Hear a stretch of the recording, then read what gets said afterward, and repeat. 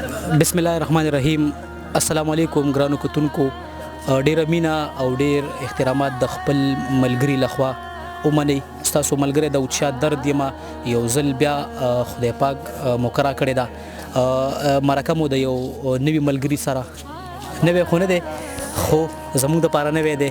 ډیر ګران ډیر ښاغلی سهیل ننګیال صاحب سره را جوړه کړې ده. په نننۍ خپرونه کې د دوی په ژوند باندې خبره کوو او د دوی د شاعرۍ نه خوندونه اخلو. ننګیال صاحب ډیره مینه او ډیر احترامات ومنئ.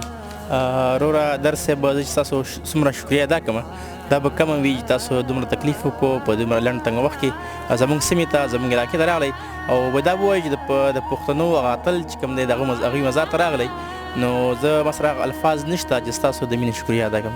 د معیار کتونکي ټول غوږ دي ستاسو د شعرونو په انتظار دي. مننه جي.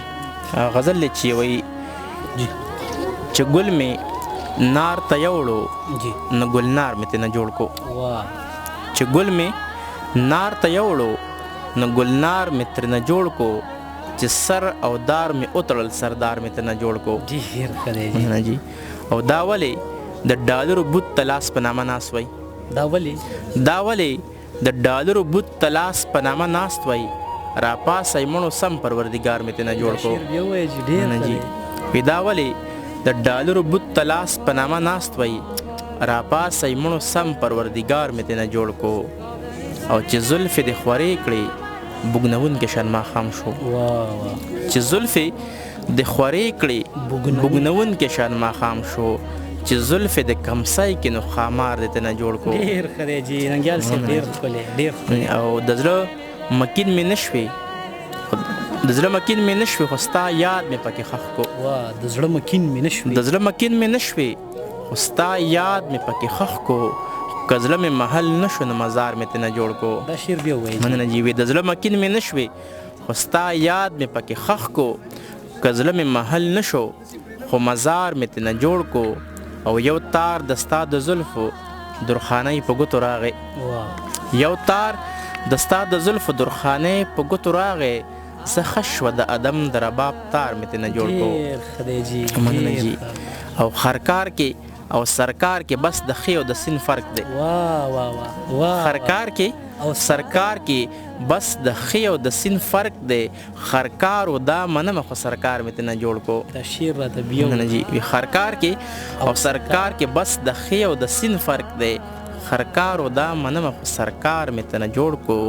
او اوس پوه شوم چې دا وخت د ګزارۍ نه دی جانانه. واه. اوس پوه شوم چې دا وخت د ګزارۍ نه دی جانانه مجبوره چې شوم ډېر نو بس گزار مې ترې نه جوړ کو. ډېر ښه دی ننګیال صاحب ډېر ښکلی.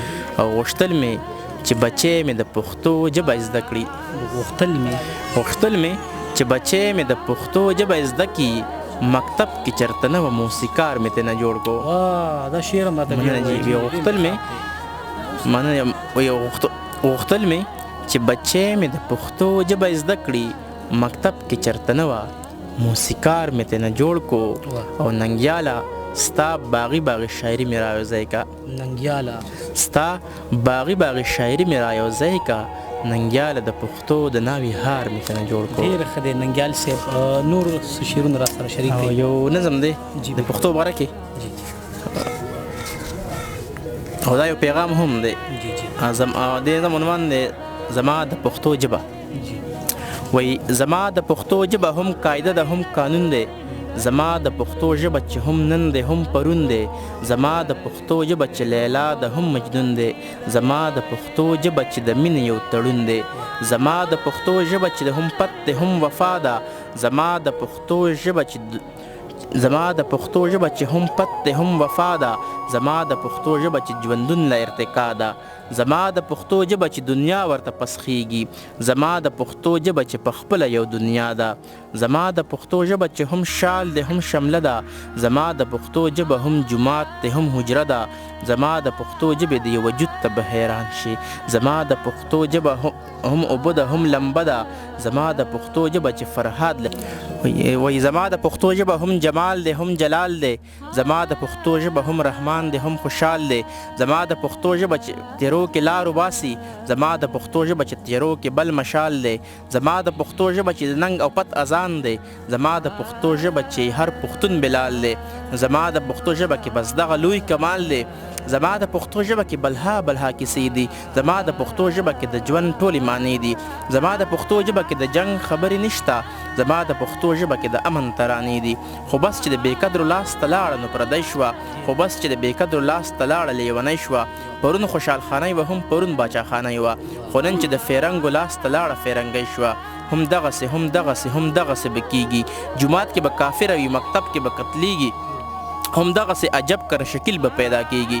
هم دغسې میرویس او دریا خان به تیرو کیږي حجره او مرکه به د حجرې په ګوټ کې جاړي هم داسې لړمې کالی په مونږه راسورېږي بس څوک چې په رښتیا د پښتو ژبې قدردان دي بس څوک چې په رښتیا د پښتو ژبې مینان دي پښتو د هغو نه شوه چې چاوینې ورته ورکړي پښتو د هغو نه شوه چې چاوینې ورته ورکړي پښتو اوس د هغو شوه چې د پیو مجنونان دي دا ځکه چې پښتو اوس د خانانو لاس ته لاړه دا ځکه چې پښتو د بدماشانو لاس ته لاړه زما بچې به دغسې اغیارو ته ټیټېږي زما بچې به دغسې بې سره رالویږي نصاب کې چې تر څو پورې پښتو لازمي نه وي زما بچې به دغسې اورنګ فرنګ لویږي پښتو به مونږ وایو خو نه ستا ده نه زما ده پښتو د څو غټانو په بیټک کې په ګډا ده هم هغه د اغیار د خولې خبر د نوم کېږي پښتو دوزخي ژبه د پښتو ویل ګناه ده زما د پښتو ژبه نن بدنامه په ډالر شوه زما د پښتو ژبه نن غلامه د ډالر شوه زما د پښتو ژبه چې په لر او بر خوره وه زما د پښتو ژبه نن تمامه په ډالر شوه د خپله ژبه بیا د غلامۍ ازادول دي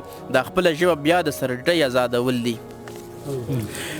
د خپله ژبه بیا وروسته نه مخکې راوستل دي د خپله ژبه هغسې نن بیا ژوندی کول دي زما د ژوند ملګرو په رښتیا که پښتانه وی زما د ژوند ملګرو نو بس بیا راځئ چې پاسو زما د ژوند ملګرو ځای چې دا عهد پوره کړو دښمن به د پښتو دغه د کور کلی وباسو ډېر ښه دی سهیل ننګیال صاحب ډېر ښکلی ډېر په زړه پورې نظم ګرانه ډېر ښکلي شعرونه د وخت د کمی له وجې دغه خپل ډېره مننه کوم ستاسو چې ما له خپل قیمتي وخت راکړئ ستاسو هم مننه ډېره مننه ګرانو کتونکو په معیار خپرونه کې مو راسره ډېر ګران سهیل ننګیال صاحب واورېد د هغوی په زندګۍ باندې مو خبره وکړه او د هغوی د شاعرۍ نه انشاءالله ډېر ژر به د یو نوي ملګري سره حاضرېږو تر دې دمه ورکوي کوربه داود شاه درد له اجازت په خپلو دعاګانو کې یاد ساتئ د الله